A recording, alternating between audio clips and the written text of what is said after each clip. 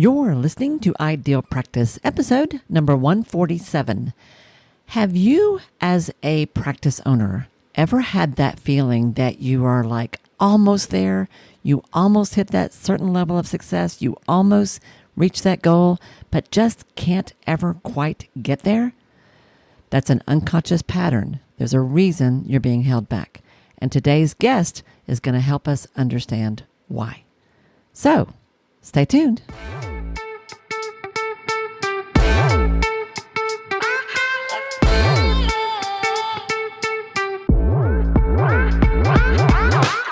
Hi, I'm Wendy Pitts-Reeves, and with over 2 decades of experience in the private practice world, I've built my 6-figure business while learning a lot of lessons the hard way. This is the first podcast that shows you how to apply the principles of energy, alignment, and strategy to build a practice that is profit-centered, but people-forward. This is the Ideal Practice Podcast. Hey guys, welcome back to another episode of the Ideal Practice Podcast. This is Wendy Pitts-Reeves, your host, and I am so happy to be hanging out with you today. I have a great conversation, a really interesting conversation I want to share with you. My guest today is Riana Malia. Riana is the creator of a method she calls Clear to Create and the Quantum Pattern Protocol. It's a proven framework that has helped hundreds of her clients reclaim their voice, rewire their beliefs, and design a life that is truly extraordinary. Now, Riana typically works with high-achieving women who reach a certain level of success but can't quite break through. That may be in their personal life, it may be in their professional life, but there's something that they keep running into. I have asked her to come talk with us because I see that same pattern happen with our practice owners. In my coaching work and in my own personal experience, I have found that a lot of us have sort of an internal glass ceiling that we run into over and over again in various ways. Well, y'all, that's all about an unconscious pattern that we have to find some way to shift. Now, Riana's work is based on a foundation in NLP, which I have had experience with and I have found to be amazingly powerful and helping get at that content that often you have no conscious awareness of. Super interesting, right? Yeah, I think it is too. And I think you're going to love where this conversation goes. So without further ado, let's get into the interview. All right. Hello, everyone, and welcome back to another episode of the Ideal Practice Podcast. I am so excited. You've already heard a little bit about our guest in the intro, and I'm going to skip the good stuff and let her share that with you instead of me. Let me go ahead and welcome Riana. Riana, come on in and say hi. Thank you so much. I'm so excited to be here. Me too. You have the best energy. When we talked before, in my notes afterwards, I wrote, she has such good energy. Like it was like you were super enthusiastic and believe in what you're doing. And that's always so delightful to hear about. So I just want to say that because that really is what I'm thinking. I just want to share that with you. So tell everybody, let's start by telling everyone, you know this, I love hearing where people are from or where they are in the world. Tell people where you are in the world. Yeah. And then a little bit, start there. I'm in Northern California, in Marin County, beautiful, just north of the Golden Gate Bridge. Oh, yeah. And so I've been in Marin and in California for about 12 years. I was born in Maui, lived in Minnesota, lived in Miami, but mostly grew up in Minnesota and then moved to California 12 years ago. A lot of M's there. Wow.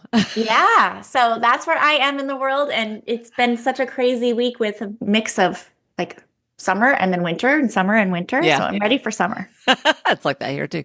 What struck me about that is that you're in all the corners of the country. Yeah. And now you have landed in this beautiful place. I got to spend some time in Marin County with a friend a few years ago and went to the top of Mount Tamalpais, and hiked in the redwoods. And it was like, we had a beautiful house right on the beach. It was like incredible. Such a gorgeous place to live. It is. It's so magical. Lucky you. When we moved here, we actually moved to Mill Valley, which is the little town at the base of Mount Tam. And that's where Maddie got to grow up. She was 9 when we moved here. So that was really special. And she and I, we tease that we come from a long line of mermaids, but we are beach babies. So, of course she should be growing up at the beach surfing, not in Minnesota in the snow. Okay, y'all. So that sets the tone for this whole conversation. We come from a long line of mermaids. There you go. So prepare yourself because that's where we're starting. I love it. I love it. My bookkeeper is in Hawaii also. So there's this whole connection with that part of the country. So, okay. So tell everybody, who do you serve? How do you serve them? Let's start with that. So, and we were just having this conversation. And so I think it's just, to kind of give everybody a little context. My expertise is really in that, I'm master trained as a practitioner of evolved NLP, which is neuro-linguistic programming, and quantum time release, and master trained in trauma conscious coaching. But what I really do is I'm a speaker and an author, and I'm a reinvention strategist for ambitious women who are finally ready to clear what's holding them back, to create the extraordinary life and love that's actually meant for them. And then they get to step into that world and claim it. Love that. Love that. So for you guys who are wondering why I invited Riana onto this podcast is because, she works with high achieving women, right? If I remember right, that's like one of your areas of focus, right? Yeah. A lot of the people that I speak to are practice owners, various kinds of healing arts practices, and we've got plenty of good fellas out there. But in my industry, there tend to be more women practice owners, or at least the people that I talk to are, and which is an important distinction I should make. What I see as a coach who has worked with private practices around the country is that there are so many ways that we counsel or coach or support our clients in living their best life, stepping up in a big way, but we hold ourselves back. That's what I see. So that's why I wanted you on here, because I have a feeling that you're going to help us see some patterns that we have that we may not realize we have, and give us some ideas about how to break through those patterns so we can have a thriving practice and do more good in the world. And can I just add, make more money? So there you go. Yes, ma'am. Claim it. Yeah. So talk to me. Yeah. So, and I love that you talk about best life, because my tagline has always been your very best life, whether we've known each other forever or we just met, walking the dogs, having coffee. Yeah. But the truth is, and where my methodology comes from, is you can't go from all those, being tethered by childhood trauma and past pain and limiting beliefs and all the things that, if you've been on this planet longer than 15 minutes, you have that. You can't just go from that to living your very best life. It doesn't work that way, unfortunately. So I created the Clear to Create methodology, which is 3 phases, right? The first is clearing. So we get that clarity because, number one, without that, there's nothing else is going to happen. We are able to do a full dysfunction detox and then really discover who you actually are. And then moving into the next phase around creating, which is all about activation, habits, and goals. And then claiming, which is really owning, integrating, and embodying who you are now, so that you can radiate it and live it and lead from it. And we can, dive into that more as we go along, but it's just an important, to really understand where we are, because here's the thing. Yeah. You have to clear the story to create the life. And as practitioners and therapists and wellness and healers, you spend so much time with your clients in their story and helping them heal in their story. Mm-hmm. So the thing is, Wendy, is that you have to clear the story to create the life, right? And so as when you're listening to this, if you're a practitioner and you are a practice owner and you're a therapist or a healer or in the wellness space, you spend so much time with your clients in the story. Mm-hmm. But I wonder, how often people are so committed to their stories, it becomes their identity, and they'll say to me, I want a different story. I want something, what's next for me? Well, if you want a different story, you have to stop telling the old one. So we have to clear that. If you want a different story, you have to stop telling that one. Stop telling that one. Stop Yeah. telling. Yeah. Because here's the thing, what we focus on is what we continue to get. And this is a huge part of the work that I do with my private clients, and why most people get stuck in patterns and cycles that never get broken. It's why most people, especially high-achieving women, never actually get what they want. Mm-hmm. And we'll dive into that a little bit more, but I think there's some more foundation here around you have to clear the cycles to create the confidence. Okay. So, if we're talking about money or we're talking about relationships, we keep seeing things show up and then we don't trust ourselves. Well, I don't know. I thought I knew, but look how that turned out. And so we have to clear those cycles to create the confidence to lean back in to the trust in the most important person of all is ourselves. And how many of you listening struggle with that? Because I'll tell you what, 90% of my clients that come to see me, they struggle with it. They think about it in the middle of the night. Like, am I making the right decision? I don't know. And so then they live in that, what I call the devil of the maybe, because you can't make clean yes and clean no decisions if they're not values driven. The devil of the maybe. I love that. So what I'm hearing you say in that moment was that we think we know what to do. We think we know what kind of decisions to make. We think we know who we are. And yet the same thing keeps happening. And we're like, well, I thought I knew, but that happened. And I thought I could do this, but I didn't. Or I thought that would work, but it didn't. So we start to doubt ourselves. Is that what you were saying? Did I hear that right? Or Absolutely. Don't trust our intuition? Okay. Absolutely. I just want to make sure I got that right. Okay. Absolutely. And kind of in that same vein, we got to clear the patterns to create the partnerships. Mm-hmm. Want fulfilling, rich, deep, connected, aligned partnerships with our partners in life romantically, with our friends, with our family, with our clients, with our business partners. Yeah. But if we don't clear the patterns, we'll never have those partnerships, at least not the aligned ones, because we keep bringing the same stuff to the table. It's why people end up in the same relationships over and over again, or the same circumstances, or the same money stories, or the same dynamics in their workplaces or with their siblings or whatever it is. Mm-hmm. And they'll say, I don't know, I've done this work. I've done the therapy. I've read the books. Why is this still happening to me? Go back and it's like this crazy thing. And it's because most people are looking for solutions in the conscious mind. And the problem with that is that the trauma, the limiting beliefs, all that old programming lives in the unconscious mind. And so, you know what, guys? I think this is going to be especially helpful for those of you who have been in practice for a long time. Like, this may be less apparent if you are just getting started or if you've only been in practice for a couple of years.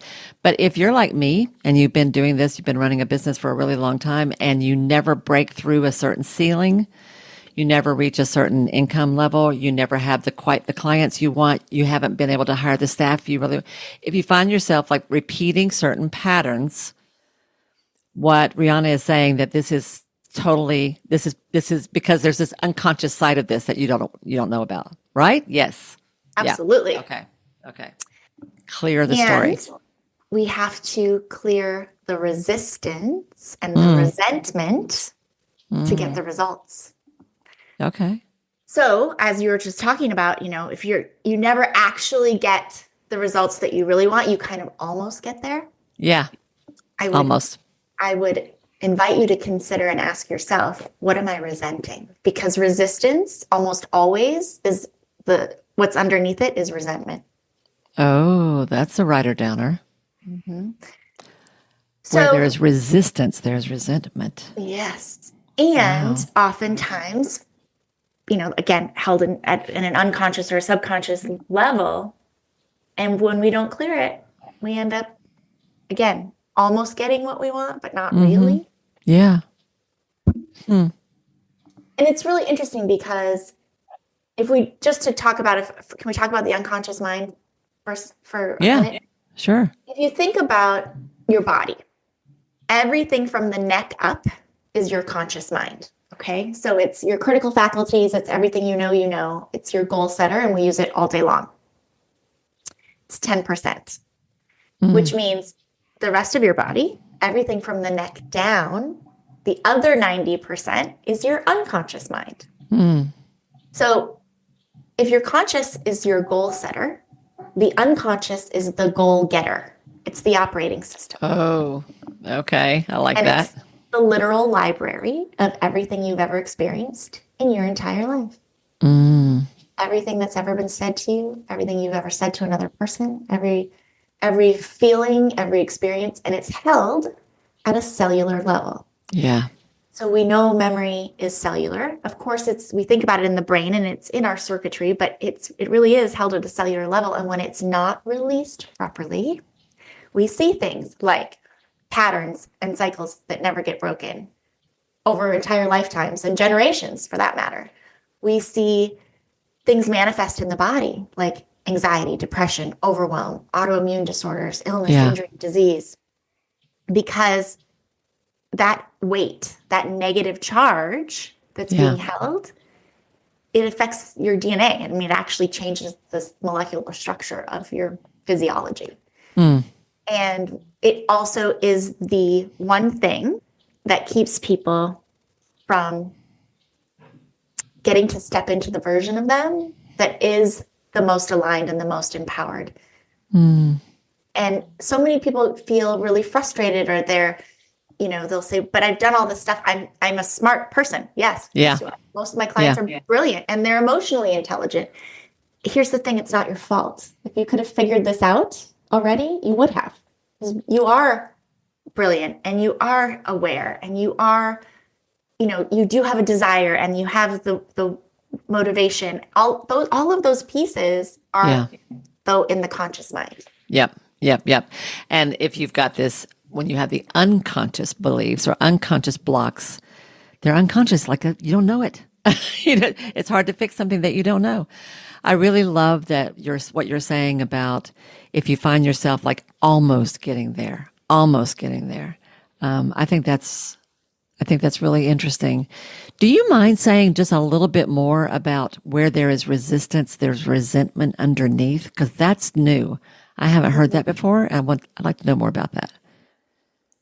I have just found that when we so if we're talking about results, right? If we're talking about money or a health goal or a wellness goal or a relationship, it doesn't matter what it is. And you're working hard, you're doing the things, and you're not getting the results. And then most people go to ask, okay, well, what are you resisting? What are you not doing?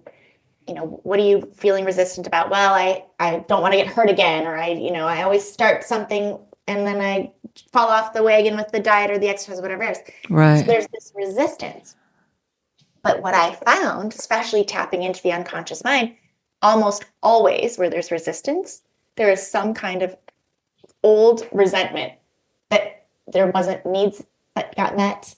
So it plays out in very interesting ways.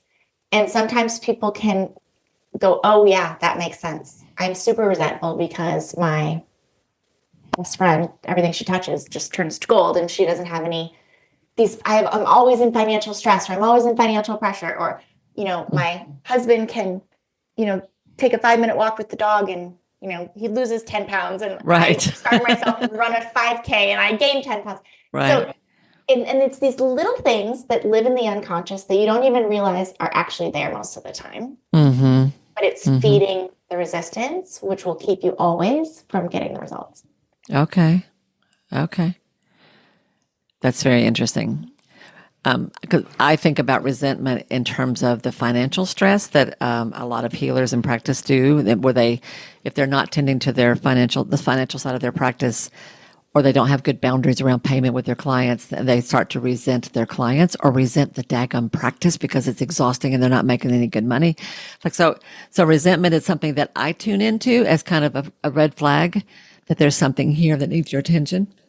Yeah. And specifically around that so I use something in my practice called quantum time release, which is a tool that combines our process for energetic denial clearing and time-based NLP techniques and alchemical forgiveness and multidimensional clearing that releases the weight of all of those emotions, like sadness, fear, guilt, shame, anger. But it also releases all of those limiting beliefs and those blocks, like I'm not enough. I'm powerless. I can't make good money doing the work that I love. And, all of those other things that run in the background, and really helps identify, what's holding you back and helping you clear it holographically and at a cellular level without going back into any of the pain or trauma that caused the problem in the first place. This is quantum time release work Yes. that you're talking. Can you explain that? What is that? What is that? How does it work? What does that look like? That's a new concept for us. So we work with the unconscious or the subconscious mind. So Yeah. when we're tapping in, it's a incredible process, and it's content free, and so it is an unconscious process. So when I say that, I mean you're not unconscious. You would be very comfortably somewhere in your home, in your favorite chair, on your bed, wherever, cozied up. But we're going to tap into the unconscious mind. So what we're looking for is the root cause of each of those negative emotions in that order: anger, sadness, fear, guilt, shame. If you think about a marble, or if you think about a ribbon or a piece of twine or whatever it is, and throughout your lifetime, anytime after kind of that root cause for that emotion, you have a significant emotional event with anger or sadness or fear or guilt or shame. They all have their own ribbons. A marble goes on that ribbon, right? So every time you've had an experience with anger, there's a marble. And the thing about not releasing that, and what quantum time release does, is, so today something happens that makes you angry. It's not really the today thing that's the issue. It's the 30, 40, 50, 60, 70 years of marbles behind it. It's that gestalt. It's that buildup. And that is the heavy weight and the charge that's stored at a cellular level in your body.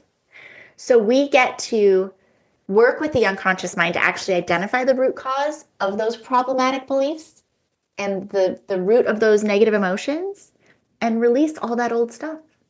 Now, how do you do that if it's unconscious? And I get the point that you're making. So with those very specific emotions, each one has its own, you said, ribbon, sort of like series of events. So there's there's something important back there. And every time that same feeling comes up again, every time there's a new experience with that same feeling, it all sort of stacks on that same line right over time.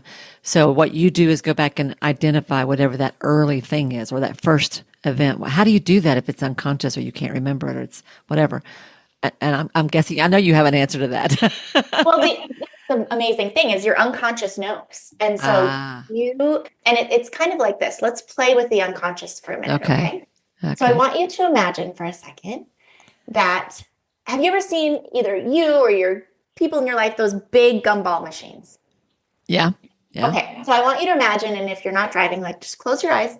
And I want you to imagine that you're walking towards one of those big gumball machines, and you have a quarter in your hand. Okay.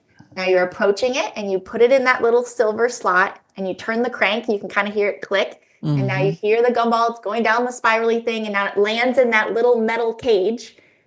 And now I want you to open the door. Tell me what color the gumball is. Oh, goodness. I just saw blue. I don't know. Perfect. Okay. That's exactly how it works.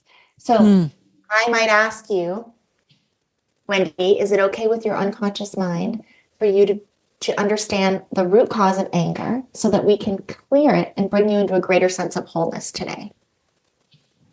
You'll say, yes. Great. Is there any part of you that wants to resist this simple process? And if you say no, perfect. If you say yes, also no problem. We'll do a parts integration. So then what we do is, I'll say, okay, if your unconscious mind were to know, and it does, the root cause of anger, so that it can be easily and effortlessly, joyously, peacefully released, would it be before, during, or after your birth, if you were to know? And it will just come up like the blue gumball. There's no thinking, there's no analyzing. The hardest part is if somebody says after, and then my question will be, what age were you between 0 and 7? And let's say they'll say 5. And I think what you're describing, and I'm, because this is familiar to me, because I had a colleague who did timeline therapy, which is what this sounds like to me. So, but if this is new, if you've never heard of this, and that's kind of what I'm tapping into as you're talking, I'm like, oh, okay, this is sort of NLP. This is a big part of what NLP is.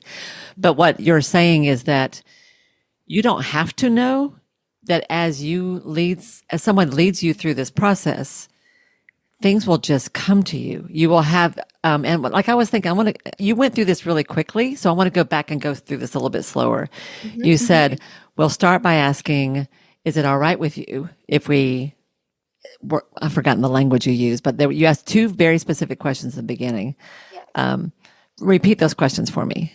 So first we just kind of like get into rapport and ask permission. And so I'll ask, is it all right with your unconscious mind for you to be aware of the root cause of anger today so that we can be aware? Is it all right for you to be aware? So is it okay with, so I want to dig into this a little bit because so much of, as a therapist, what I've often said to people is that you remember what you need to remember when you're ready for it. And that I often feel like our brains sort of protect us from the things that we don't want to know yet or aren't ready to see yet, or just we're not at that place in our life where it makes sense. So the first thing you're doing is asking your unconscious self, is it okay if we even go here at all? Is it okay for you to know this? And I'm thinking, of course, you think the answer is yes, but you may have a little something in there that's like, I think so. I don't know. Maybe. And I thought, and your second question was the same way. Is it okay if we do? And I thought, the reason I'm stumbling a little bit. The reason I wanted to highlight this is because consciously we will, of course, say, well, of course, why would I be here if I didn't want to do this? Why would I be working with you if I didn't want to do this? Why would I have signed up for this if I didn't want to do this? But when somebody asks you a question like that, there may be this little voice that's like, I don't know, or maybe, or I think so, or I'm not sure. And then you just said, if that's the case, we'll do a parts integration. Yeah. So that's new. That's not, I mean, I know what that means, but I don't know that everybody knows what that means. So can you just give me like a Reader's Digest, like 2-sentence blurb about what that means? Of course. So then when we ask, is there any part of you that wants to resist this simple process? It's exactly what you said. The first question is always, is it okay with your unconscious mind? And everyone's like, yeah, of course. And then, is there any part of you that wants to resist this simple process? And people are sometimes surprised to say, yeah, I am feeling some resistance. So really what a parts integration is there was a part of you that did a job to keep you safe. Yes. At some point throughout your lifetime. And that little part of you needs to know that it's okay. Yep. Let go of that job. Yep. And then just lovingly integrating that part in a little bit of a process together. And then we move on. And it's there you go. Yeah. Very simple, but it's important. Otherwise, you're going to be fighting yourself. I do like parts language because it fits so naturally. How often do we go around saying, well, part of me wants to go and part of me doesn't. Yeah. Part of me loves this food and part of me thinks I shouldn't be eating this. Like we talk that way all the time. Part of me wants to do this work and resolve whatever this thing is that's holding me back. And part of me is a little scared of it, not so sure I'm ready for it. So you've got to get those different aspects of your psyche, different aspects of your spirit to align together before you can move forward. Otherwise, you're going to be spinning around in circles. So, okay, I just wanted to start there because you went through that really fast, and I thought this is an important foundation for this work. So thank you for letting me slow us down there for a second. Okay. And the other really, really critical piece of this is, to your point, we're asking for if it's okay. Yeah. But we are not going to anything you have conscious memory of in this process. Yeah. We are not going. So if I ask you, if your unconscious mind were to know, and it does, the root cause of anger, so it can be released, easily, effortlessly, joyously, peacefully. And, would it be before, during, or after your birth if you were to know? And again, it's like the gumball, and they'll say whatever they say. But when they say after, and then I say, what age are you between 0 and 7? And they give me an age, 3, 4, 5, whatever. The conscious mind immediately wants to take over and start searching for something to make sense. Okay, what happened when I was 5 that would have been making me angry? I don't remember anything. I can tell when it's happening, and I'll say, all right, kick the conscious back to the back seat. This is not a conscious process. There's nothing here for you to remember. There's no pain in this process. We're not going to reinstall the traumatic neurology of going back to the thing that happened when you were 5 that made you feel like you had to earn love, whatever it is, right? Yep. Yep. So that's really critically important because people get really tripped up in trying to make it make sense. And this is so important. Yes. And so hard, so tricky. I don't want to say hard. Yeah. This is just tricky because it goes against the way we live everyday life, right? Yeah. And okay. So when it's interesting because people will be like, whoa, that was weird. If I ask that question and they say, say before, during, or after your birth, if you were to know and if they say like before, okay, at the time of conception in the womb or before, and they'll be like, before, okay, past life. And they have no idea why they're saying that. It's just what comes to their mind. It's just it's pure intuition in that moment. Yeah. And so that's actually much easier because they know that they can't remember something that happened before their birth.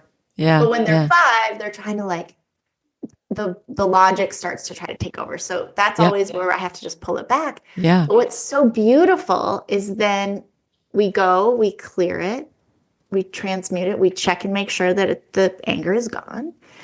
It is, then we are doing multidimensional timeline work. So then we're in the space of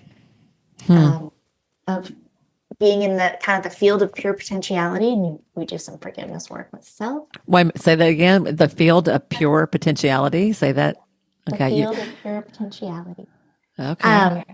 And it's different for everyone, and it's magical and it's awesome. But we get the soul learnings. So, what did your unconscious mind need to know from this event, so that you could actually live that? And it's always something positive, and it's about you, and it's a word or a phrase. And sometimes that's hard for people because they're like, what am I supposed to learn that's positive about me? The root cause of anger. And then things just will come up. I learned that I am loved. I learned that I am resourceful. I learned that I am actually, it's not mine to carry. Like stuff just comes up, and then we get to install that, anchoring back in the truth of who they really are, and transmuting all that old stuff. And then in between each clearing, what's so incredible is that we do a check. So after anger, in between each clearing, each emotion, anger. So you're doing this with that series of emotions. In that order, yes. In that order, okay. Always release in that order. And then after we release in that order, and any of those limiting beliefs and limiting decisions, like, I can't make money being a healer, I'm not enough, I'm whatever, all those things that we uncovered. If there's another emotion that's really present for someone, we can release that too. Resentment or... Through the same process. Yes, but we always release those first ones in that order first. But in between, I will say, okay, now I want you to actually go back. I want you to go to a specific event in your past where this emotion used to be a problem. And I want you to check and see if it still has a charge. Yeah. So you may realize it does not. And this is, and in this case, you're talking about a conscious memory of something, right? Yes, this is a conscious So let's memory. say you've just been working on anger. Yes. And you've been working on sort of inviting your unconscious to work. Come here. Come here, Madam Unconscious, Mr. Unconscious. Come over here and help me out a little bit. Can you let this go? Da, da, da. What's the positive you got from this? Da, da, da.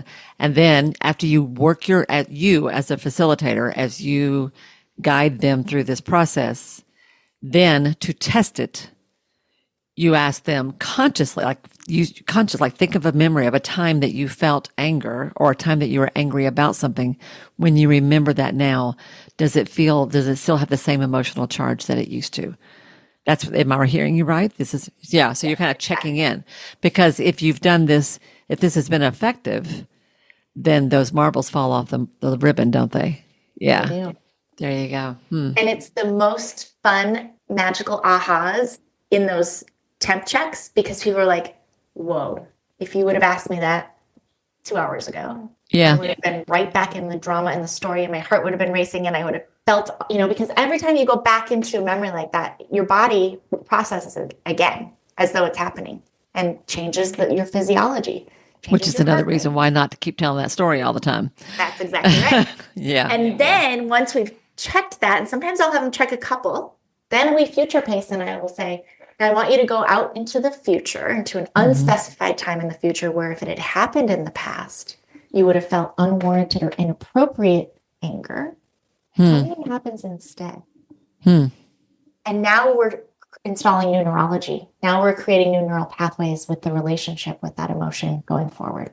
So it's really incredible. And then the integration time after a quantum time release, is always really cool. I usually say it's about 72 hours, and it's kind of can be a whirlwind. But once we clear all this stuff and you get rid of all of this and you have this energetic blank space, things start to flow, ideas, creativity, energy that you haven't seen in a long time, physical changes in your body. It just is, it's incredible. That's cool. That's very cool. Can you give me an example of a client or tell me a story about somebody that you've seen do this? And yeah, it's just sort of make this more real for everybody. Yeah. Let me think. I'm thinking of my last few weeks of who's I'm going to ask you to speak into your mic more. Okay. She's just enjoying the space. Okay, so here's something amazing. Here's a client that she's on the East Coast, and she's I love this story. She is a very, like, if you want to talk about stereotype, think about like a big Italian New York personality. Yeah. Right? Yeah. This is her. And when she came to me, she was in the midst of all of this stuff. She was in a divorce process, super angry about it, had been in a relationship for a year that now had ended. She had a son getting ready to graduate from high school, and then a daughter that's a couple years younger. She had bought this house in the Hamptons that she was fixing up to flip, and then she had just finished her master's degree, and she really wanted to go into mental health, and she wanted to work with young people. But she was all churned up, and she was angry all the time, and she was super resentful of her ex-husband, and she didn't know why every man she attracted treated her the same way, did the same thing. She would do the same thing, and yeah, patterns, old stuff. And then so we were working together for about 4 weeks ish, and this is even before her quantum time release. But she had a happy hour every Friday night with these 3 girls from college, right? She's 50, my age, and about 4 weeks in, her friends were acting a little bit strange, and she said, "What's up?" And they're like, "Are you on drugs?" Are you on drugs? Yeah, we're just kind of worried. She's like, "Why?" She said, "Well, you used to come, and it was like kind of the thing, and you would bitch about your husband, and we'd talk about all this stuff, and we would hear about this, and you were always just like the hurricane, and now you're much nicer, and you're talking about like things you're excited about, and things that are coming up, and different ideas that you've had, and they're just like, it's just different." And so that was really fun for her, because she hadn't, when you're in transformation and you're doing the work, you sometimes don't see yourself. Yeah. Big things. But then here's really, really magical part. So we cleared all that stuff. We, did her soul connection codex, and we did her values elicitation. She got really clear about who she is and what's important, and her non-negotiables and her desires. And she had a whole new relationship with what it was going to be like to be in relationship going forward. But we did her quantum time release. And after that, we do something called my aligned achievement framework, which is my quantum goal setting process, where we reverse engineer your goals from the moment of achievement all the way back. So it's step by step backwards. From the moment of achievement all the way back. So this is future work. Yes. Yeah. Because the unconscious mind, when we normally set goals and we say, okay, let's set a 6-month goal and we're going to do this by then, and great. Okay, so what do we have to do? Well, I got to do this and this and this.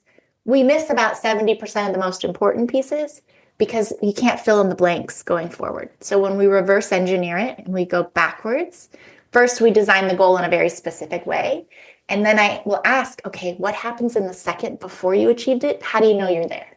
Yeah. So if it's a money goal, well, I look at my banking app and I see whatever, or whatever the goal is. And then the question is, what has to happen just before that? Yeah. Okay, well, what has to happen just before that? This way, we're not skipping 14 steps. We're literally going all the way back to today. And then we install that on your future timeline so that you experience it in all the senses, because the brain doesn't know the difference between something visualized with emotion or something that actually happened, right? We know that with the difference between real and imagined, or real and experienced. How do you install that in a future timeline? Install is an interesting word. The whole process. So once we've done quantum time release, now we've established your timeline. You've been on it. And now we go to, let's say it's, on December 31st, 2025 or sooner, I'm celebrating 7-figure a year. Okay, well, how do you know you achieved it? Well, it was New Year's Eve and I was just about to pop the champagne and I opened the bank account and that's what it said. Okay, great. So what I have you do is then we've already done the reverse engineering work, but now when we're going to do the installation, we go, we float up above your timeline, we go out, and then we go to that date in the future. And it's always that on this date or sooner, because we always want the universe to deliver sooner, faster, better. That's the goal. We actually do the whole process where you kind of make it a picture and then you step into the picture. So you're seeing it. Then you make it a movie and we adjust the sound, the color, the pitch.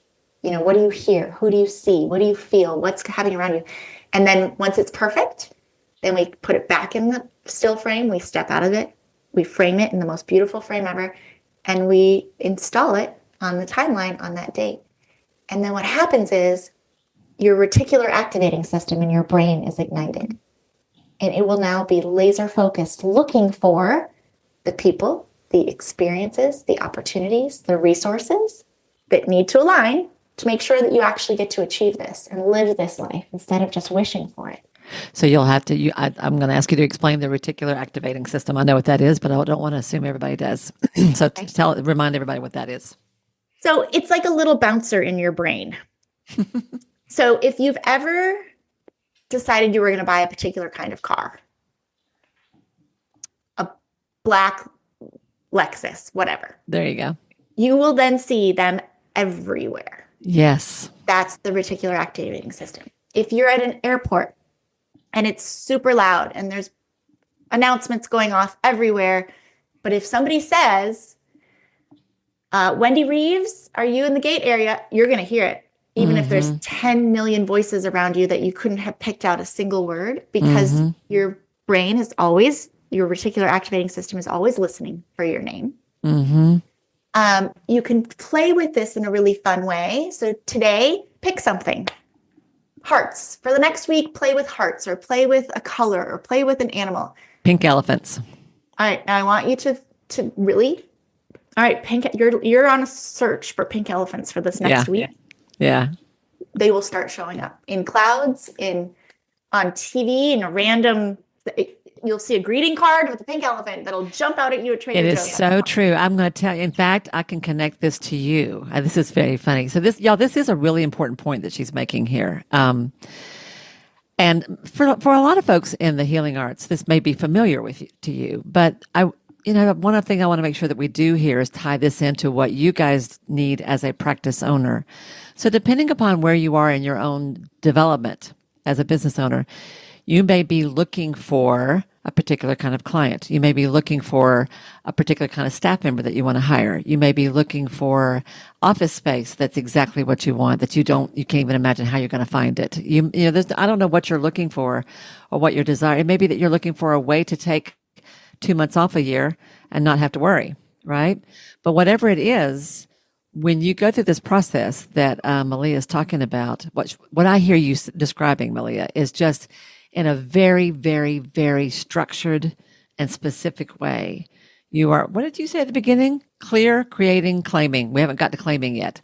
This is the creating piece of it. But you're clearing the old stuff and then moving into now that that's gone, and now that there's room for inspiration to come in, you're walking through this process of like a very, very specific definition and description in, as you said, using all the senses.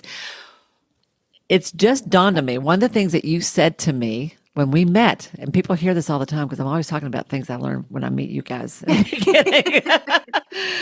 But one of the things you said to me was something about magnetizing magic, something like that. Miracles. I'm a magnet for miracles. Magnet for miracles. You wouldn't believe how many times because I thought that was a really cool phrase, a magnet for miracles. You would not believe how many times since you and I talked, I've been listening to a podcast or a commercial or watching a TV show or having a conversation with someone, and magnetize, miracle, or magic keeps coming up. like over and over and over. Because I find myself thinking, there's that phrase again.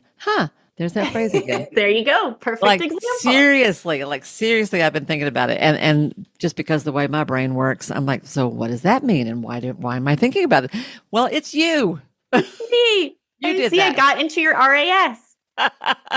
That's funny. Yay. That is totally like a true example of this process. So once you have defined and clarified and what it is you want to create, then your brain will start noticing those opportunities and you will move towards them. That's kind of where you're going, right? Am I reading that right? Back to our Italian New Yorker. Yeah. So we did her quantum time release, and then I always do that session right after it where we reverse engineer your goals, right? Because you're fresh off your timeline and it flows really beautifully. And it was a Monday. We did that session.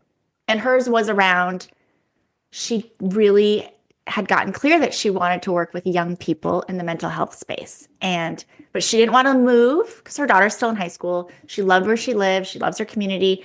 And that she had done all of this research and there wasn't a practice or an institution or anything anywhere near her that did specifically what she wanted to do. That was a Monday. She texted me on Thursday or she left me a voicemail. She was screaming in my voicemail. She's like, "You're never going to believe this. You're never going to believe this. You're never going to believe this." She's like, "You know the job that we reverse engineered on Monday?" She's like, "I just got a job offer to open my own practice in my town that I live in to do exactly what I want to do and serve the young people in my community." It didn't exist. So, and it wasn't something that she said, "I'm just going to go do this." Something came to her that provided an opportunity for her to do this, exactly what she wanted. Yeah.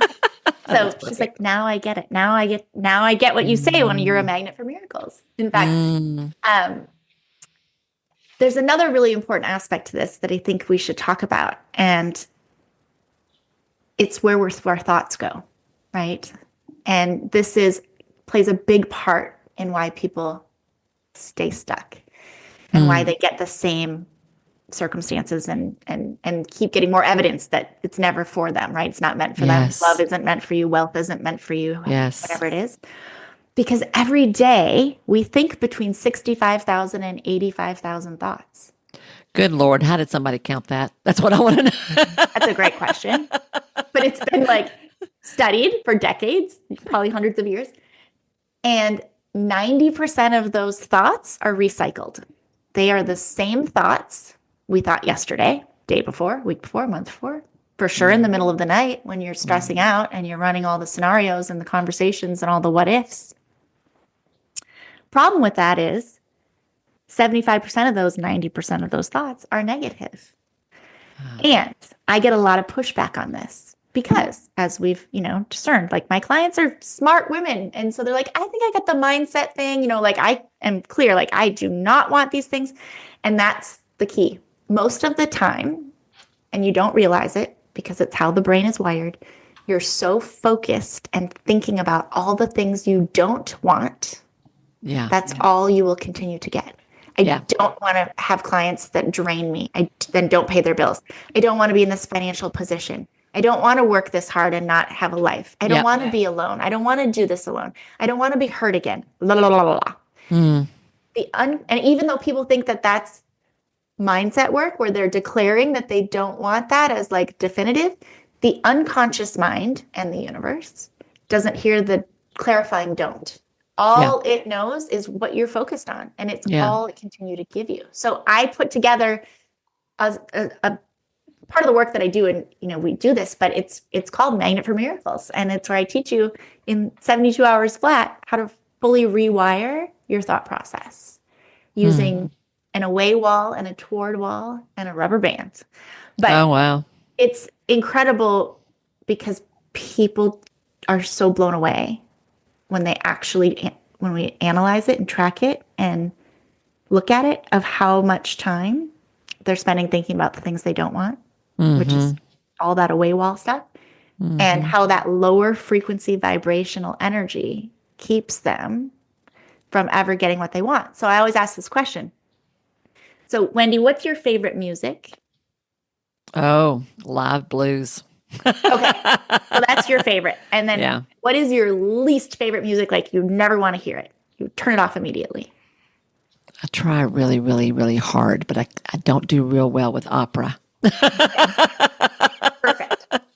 So imagine, do you listen to the radio or Sirius XM? Like when you're in the car, what are you listening to? I listen to Pandora or, Okay. something like that. Yeah. Right. So Yeah. imagine that everything that you want in life is on Pandora Station 100. It's all live blues 24 hours a day.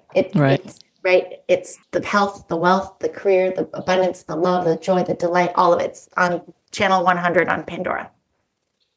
Everything you don't want is living out on channel 10 and it's nonstop opera. And not only can you not change the channel, but it's so freaking loud and you can't turn it down.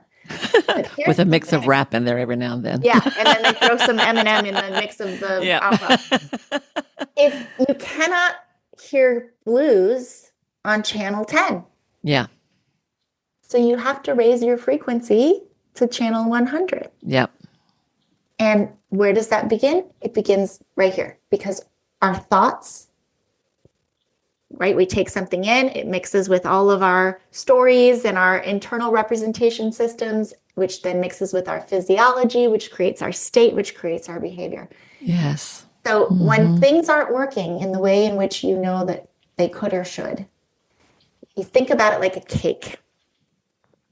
So if you baked a cake and it didn't taste very good, it didn't turn out well, how are you going to bake a better cake? What do you have to do to bake a better cake? You're probably going to look at the ingredients and adjust them. Maybe we put baking powder instead of baking soda or salt instead of sugar. Right. So we have to look at the ingredients. And because the cake is the last thing to manifest, right? It's the last thing to come up because it comes out of the oven. So if the cake doesn't taste good, we have to look at the ingredients, which is what went into it. The other 3 states that govern us, right? 4 states govern every human being: physical, mental, spiritual, emotional. Physical is the cake. So what's happening? Where do we need to adjust in spiritual, mental, and emotional? And for most people, what they're focused on, what they're thinking about, consciously and unconsciously, that's what's keeping them stuck. That's so true. It's a really powerful concept, and it's an important one. I had a colleague once to me in a random comment said something like, "Yeah, you got to just remember to focus on what you want, not on what you don't want." And when she said that, I wrote that on a Post-it note, stuck it up on the wall in front of me on my desk. I had it there for years. Focus on what you want, not on what you don't want, because this very concept that you're describing here, I'm so glad you brought this up. The way this was taught to me by a mentor a long time ago, the CEO of a hospital that I worked at said that children learn in pictures. They learn in pictures. And she said, if you tell a child not to run down the hall, all they see is run down the hall. So they will run. But if you tell children walk quickly, they see walk quickly, right? And they won't be running down the hall. And it was such a simple thing. But that was the beginning of my introduction to this idea that I don't want, or to say like, I want to be healthy. Well, let's describe what that looks like, right? Or I'm not going to eat it. I'm not going to eat sugar anymore. All my brain sees is sugar. I'm not going to take clients I don't want anymore. All I see are clients I don't want. I'm not going to work so hard. All I see is work so hard, right? And that's the point that you're making here, is that your language is powerful, and the language in your head that nobody hears but you is especially powerful, right? Yes. And so the language and the specificity is so important. Yeah. What most people, even before we can get there, a lot of people don't even know what they want. Yeah. So there's that clarity piece. So going through this process of really identifying that is so critical. And it's why most people, and again, largely women, never get what they want. Imagine going to a restaurant and ordering, saying, I want something to drink, a protein, a side, and a salad. Right. Great. They bring you a Diet Coke, some pork chops, some Brussels sprouts, and a garden salad with French dressing. You got exactly what you ordered. But what you wanted was a glass of Chardonnay, Mm-hmm. a filet, some roasted asparagus, and an arugula salad with goat cheese and roasted beets. There you go. You got what you ordered. You didn't get what you wanted. Yeah. Clarity. And then focusing on those specific things and really anchoring into that is You got what you ordered, not what you wanted. That's a really great one as well. You're dropping so many good ones here. You got what you ordered and not what you wanted. So make sure that you're ordering what you want. I love that. I'm mindful of. I want to make sure we haven't talked about claiming. Are you working your way towards that, or can we let's jump talk in? about it. Yeah, because this was your framework. So clear to create was your methodology, but Yes. clearing, creating, and claiming. Because I think that's also super important. Let's talk about that a little bit. Yeah. So we get rid of all that stuff that's not serving us, blow out all the dysfunctional stuff, because we have strategy for everything, right? We have strategy for shopping, for sleeping, for sex, for joy, for anger, for cooking, for cleaning, because it's how the brain knows what to do next. A lot of it serves us well. A lot of it doesn't. A lot of us keeps us stuck and small and in fear. Yeah. So you got to replace that, right? We got to blow all of that out and install new strategy, new behavior, new neurology, right? Creating then that life, what that's meant for you. And that's all fantastic. But then there's this piece and the reason that this framework just actually really recently shifted into that claim piece, because it was such an important piece that was missing. So it's owning, integrating, and embodying who you are now. And again, radiate it, live it, lead from it. So when we own standing in this new identity, this empowered version of you, this kind of freed up, released the weight of the past, cleared the blocks, healed your heart, ignited your passions, and how you kind of step into your power in your life as this confident, independent, vibrant woman that you are. Now you have to own that, right? And you let go of needing external permission, and you claim your power, your truth, and your transformation.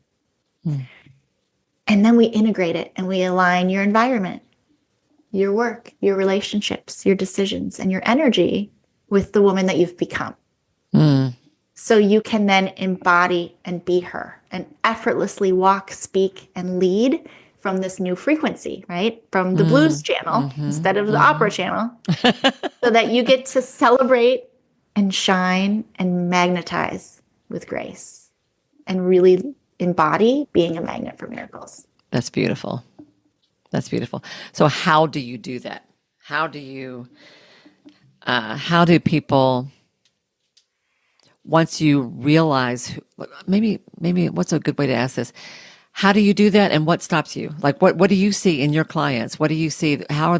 Where do women trip over, or not just women, but where do your clients trip over themselves in this phase of it? Because I do think you can do a lot of work, but if you don't take that with you into the world, and I love that you said embody, and if you don't, this has to be from the inside out, right? This is about leadership. You're right. The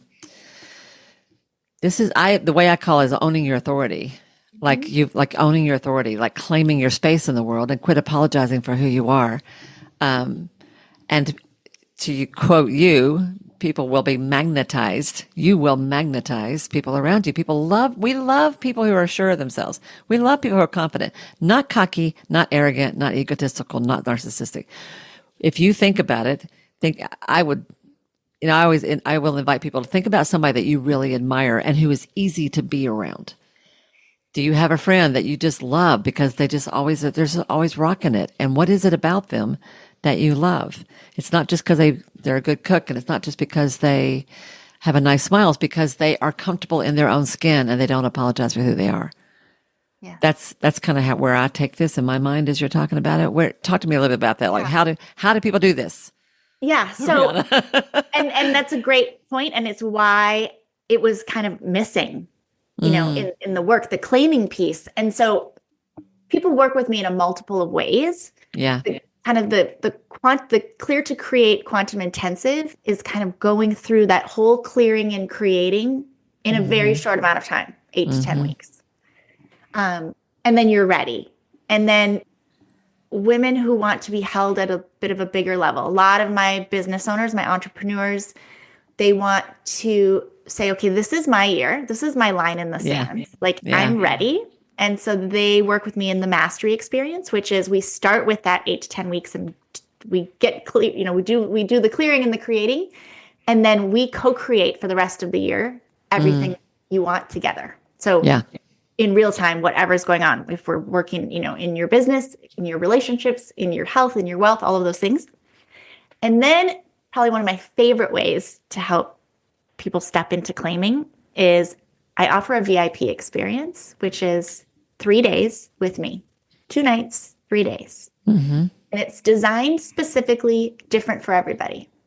And it happens in one of 2 ways. So the VIP experience either happens on the front end, if you want to do some deep transformative work, some healing, some clearing, the quantum time release, and you also want to be like fully held in all the details and pampered, because I like a little bit of bougie. So that might be massage, might be sound bath. And where do you want to be? Do you want to be on a beach? Do you want to be in the mountains? So I curate this experience for you. Or for some women, they want to claim on the other side. They want to do all of this work first. And then we go do these 3 days together, and we're still doing transformation work. And we're at a high level now that you've done all those other things, but now claiming who they are now and that radiate piece. So we might do a style session and a photo shoot. Oh, love it. And stepping into embody this new version of you.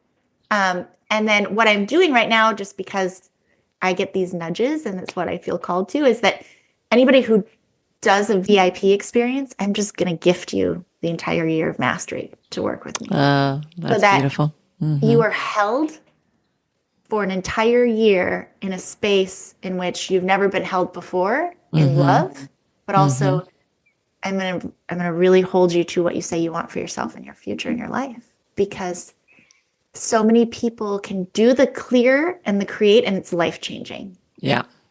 And then, but when you leave that space, you leave that room, you leave that session, you go back to life.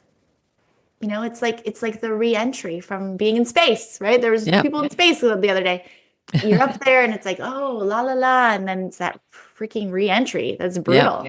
Yeah. And so being able to claim it in a way in which you're not just like left out to do your own stuff and go back to your own ways makes it almost like, it ensures, like I said, it ensures that you get to live the life that's meant for you, instead of what happens most of the time is just wishing for it. And then that lack and the longing for what you don't have or that you almost get and you never do. And then you spend your whole life with that heavy. So can I ask you, I think this is where I want to sort of pull this all back together, is what would you recommend for people who are trying to sort of sort some of this out on their own? Like, I know to do the quantum time work, you really do need to be with a practitioner who's trained in some way in working with that type of work. But for people who are listening to this and are like, they're not there yet, they're not ready for that yet, but you've got them thinking, do you have any suggestions for how people can do a little bit, or at least sort of start exploring these concepts on their own? Absolutely. So a couple of things. I just launched this. It's been months and months in the making. An assessment, and it's the assessment. We're calling it ELLI, which is the Extraordinary Love Index. But it's what it does. Extraordinary Love Index. Yes, love ELLI. it. And it's not a Disney princess quiz. So this is not 5 questions and tell me what Disney princess you are. This is a full-on assessment. It's about 40 questions, and it goes through 9 areas. So impact score, communication, trauma, all stories, perceptions, all of these areas that fall in with my framework. And then what it does is I send you a 28-page report. Wow. Outlining all those things. And here's what I want to be really clear about. It says, what's standing between you and extraordinary love, that's not just about romantic love. It can be what's standing between you and extraordinary love for yourself. Yeah. Yeah. And it's not about external. It's going to give you insight that you've never had about where you're holding on to stuff, where you're processing. I'm going to talk to you about what it might feel like and what you can do to get out of it and what's the danger of staying there. And it's going to break it all down for you. And I would love to offer that to any of your listeners as a gift. So that's great. I love that.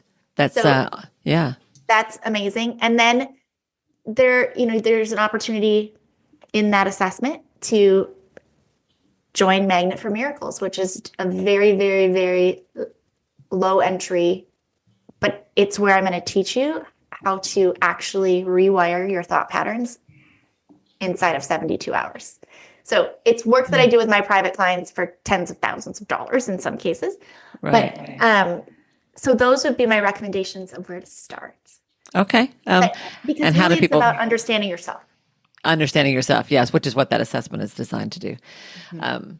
I love that. And it sounds like it's fairly in depth what you're offering there. It is. So it's sort of it's like a little bit of shining a spotlight on where some of the blocks might be, is kind of, or where some of the patterns are. How do people get that? Where do they go to find that assessment?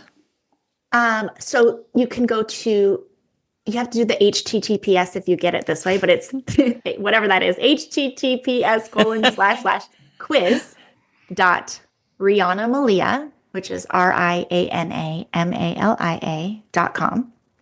Quiz.rianamalia.com. Okay. You can, it's in my Instagram, it's in LinkedIn, it's in Facebook. You can DM me. You can go to my website, rianamalia.com. You can get it anywhere.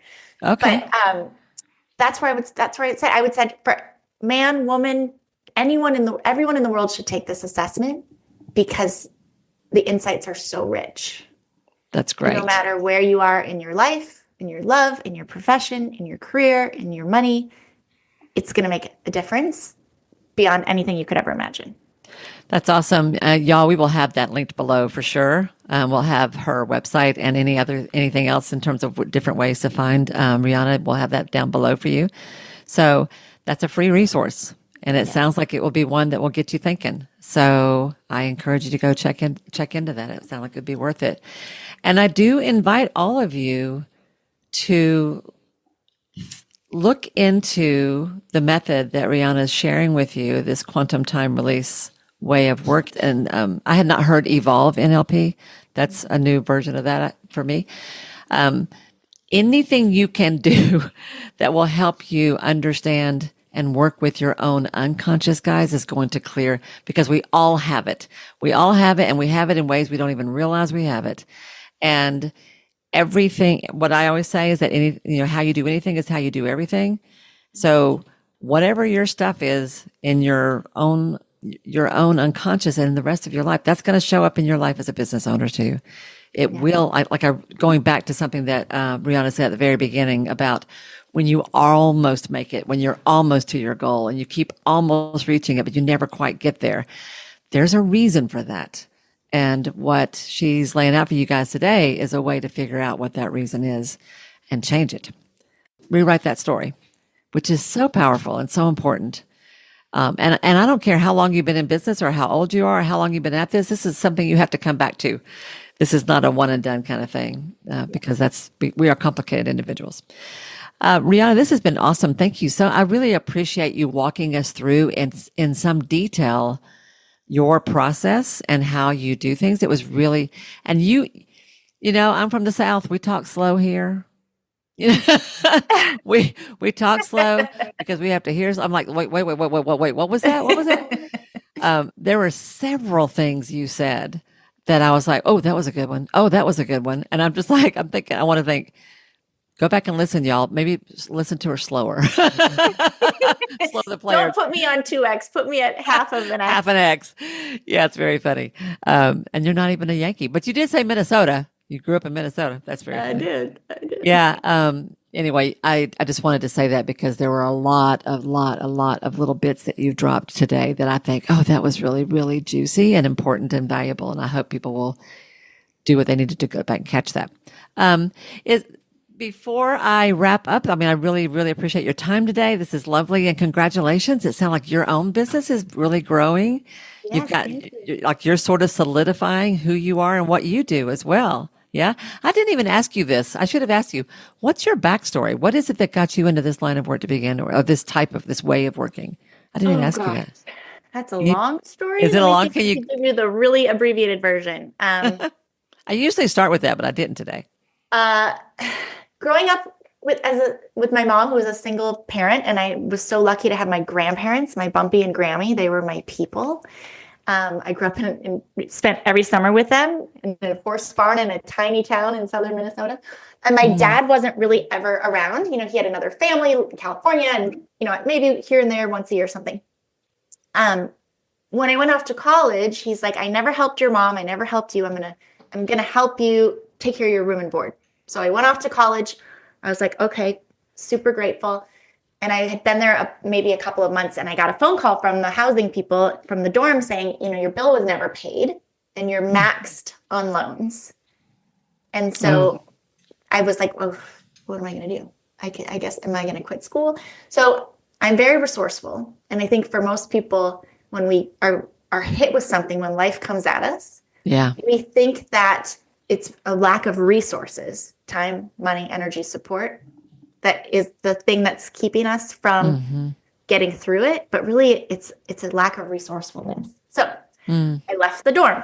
I went and rented a house. I filled the other 4 bedrooms. I got 3 jobs. Goodness. Big disappointment. Yet another piece of evidence that I didn't really matter to my dad, like Mm. his other children, whatever.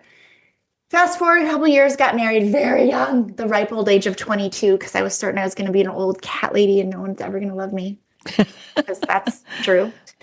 And, we were so young, and it was a lonely marriage. Yeah. And Maddie was a miracle that she was ever even conceived, let alone born. And Yeah. so we separated, got divorced when she was 6, started really amicable, turned crazy and not amicable, and just Yeah. got really painful and awful. So after Mm. that, there was therapy. I did all the things I was supposed to do. Yeah. I went to therapy. I talked about it in therapy. I talked to my Yeah. girlfriends. I read the books. Again, though, but keeping in the story and the drama and the pain Yeah. it was a guarantee I was never going to actually move forward, because I just kept Yeah. talking about that stuff over and over again. And while it was beneficial, it all has benefit, but it Mm-hmm. doesn't really move the needle in figuring out what's going on and how to prevent it. Yeah. So fast forward a couple of years, my dad was, more involved, and he had this business out here in California, and he's like, "I think now's the time." And I was working, in the oncology space in Minnesota, and I was also coaching at that point too. But he's like, "Move to California." I'm like, "Well, my mom just had surgery. They nicked her nerve. I can't leave her. Oh dear. And I have horses and blah, blah, blah, blah." And he's like, Yeah. "Bring your mom, bring the horses. I'll build a barn. Bring Maddie. This is your time." And I was like, okay, every red flag in the universe. It wasn't even red flags. It was like a freaking billboard in Times Square. Right. With flashing neon sign. Don't Yeah. go. Yeah. Did I listen to it? No. I justified Yeah. it and ignored it and said it was going to be fine, because I was like, oh, the idea of having a break and being able to breathe, and this promise of coming to take over this business, and Maddie getting to grow up in this magical little town, and taking care of my mom and bringing the horses and having this family dynamic that I'd never had and always wanted. Mm-hmm. Anyway, very long story short, I got here, pretty quickly figured out it wasn't really real. It wasn't really viable. And not only that, it was illegal, and found myself in handcuffs, surrounded Oh by dear. federal agents with guns drawn, Oh my gosh. and had to make a decision. Do I go back to Minnesota, which would have totally been fine? But I made a promise to Maddie that I would only disrupt her life once. And we'd been in California for less than a year. Mm. So we could go back to Minnesota. It would have been fine. Or I could keep my promise. Mm. And so now I was in a state where I knew no one, with no income, and now no more relationship with the father who betrayed me at such a deep level. Yeah. And I had to tap into that resourcefulness, and I had to figure it out. So several $100,000 of debt later, I started a real estate practice, and then was, worked with realtors in developing their business and their practices. And again, went back to therapy because I was so hurt and betrayed by the fact that who does this? Like, Yeah. that's father. Yeah. And what does that say about me? And why does everybody leave me? And why am I not lovable? Why does this And keep happening to me? why does this keep happening to me? And Right. you know, he had written me this letter that was like 2 pages long, and every single line of it just made me so angry. And I wrote like paragraph to every line. And I never sent it to him because, he Yeah. doesn't, that's not the point. But Yeah. what I got really clear on is when we keep trying to go at things the same way, Yeah. then we keep finding ourselves in the same place. Mm-hmm. You can't solve a problem with the same mind that created it. Yeah.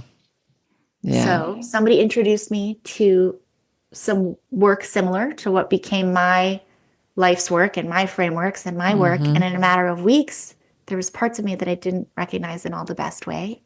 Wow. And that forgiveness was such a relief because it's not about them. Yeah. It's taking back our power, taking back our ability to be present and have joy. Yeah. Now, I've fully forgiven him, but he doesn't get a seat at the table. He doesn't get access to me. He doesn't get to talk to me or see me. But I don't carry around the pain and the anger and the rage and it was just all consuming. You created a story in those life experiences with him and with your husband. You created a story about yourself, your value, your worth, and what to expect in the world. Or not enough. Right. And then you did this work where you rewrote that story. Yeah. And that taught you what was possible. And you've been doing this ever since. That's really great. That's a hard story. Thank you for sharing that. Normally I would have asked that at the start because I'm always interested in what it is that brings people to the work that they do. Because I think that's important. It's almost as important as the work itself because we live that which we teach. Yes. All the time. My favorite clients, I guarantee you, they are a reflection of the process I've been through in my own life. And it sounds like you are doing the same. Thank you so much, Riana, for sharing that and for giving us that example. Because who cannot relate to that? We've all had our shares of bad boyfriends or bad bosses or, just things that keep happening. I thought I had it right this time. I thought I knew it this time. I thought I'd fixed that. I thought I wasn't going to put up with that anymore. In whatever area of life you want it to be. For me, a lot of it is practice. Like I've reinvented myself 100 times as a business owner, every time out of something that I've learned. So not to mention, the rest of life. And 18 months ago, I married the greatest love of my life that I never thought would happen for me at this stage. That's awesome. Because now you know good and well you deserve that. Absolutely. But I had to get rid of my own stuff, right? I had those patterns and those focuses that kept bringing the same kind of people into my life. Yeah. Clear, create, and claim. I love that. This has been great. So many awesome takeaways and things to think about and a beautiful method to have learned about. Thank you so much for sharing this. Yes. I love to close by asking, we may have just done this, but I'm going to ask you anyway. Is there anything that I haven't asked you, anything we haven't covered, or anything that you just feel called to share that you feel like would make this conversation complete? Just because it's always been doesn't mean it has to be. And it doesn't have to be hard and take forever. Amen. Oh, that's great. That's great. Just because it's always been doesn't mean it always has to be. Let's write a new story, everybody. New story. This is great. Thank you so much for being here, Riana. I know that my people are going to enjoy this and get a lot out of it. And I just really, really, really appreciate you today. This has been beautiful. Thank you so much for having me. Thank you. All right, everybody. With that, I am going to bring this episode to a close. I hope you have enjoyed it as much as I have. I hope you will think about how this is reflected in your own life and what you can do with this, because I think it can be really powerful for you. Thanks for being with us today, everybody. Have a great week, and I will see you next week right here on the Ideal Practice Podcast. Bye now. Hey, y'all. If this program has become important to you, if Ideal Practice matters, it would mean so much to me if you'd be willing to take just a minute to do one or two of the following things. First of all, would you follow or subscribe to the show here at Ideal Practice? Following me helps you because you'll never miss an episode, but it helps me as well for all kinds of reasons. To do that, all you have to do is go to the show page for Ideal Practice on Apple Podcasts or Spotify or wherever you listen to podcasts. There, just click on the plus sign that you'll usually find in the top right-hand corner, or click on the word follow that you're going to find somewhere there on that page. Of all the things, this really is the most important thing you can do for the podcast itself. While you're there, it would be extra special if you would be willing to give me a 5-star rating, and even better than that, a review with your own words. Your words matter. And when you write what you feel, what you think, you uplift and encourage others. And I love that. If you want to go a step further than that, take your favorite episode or two, one of the ones that has meant a lot to you, and share it with a friend. Could you do one or two of those things for me? I promise I will love you forever. You guys matter to me, and I value your support more than I can possibly say. Thank you, sweet friend, for anything you can do to help me out and support the show. I'll see you again soon.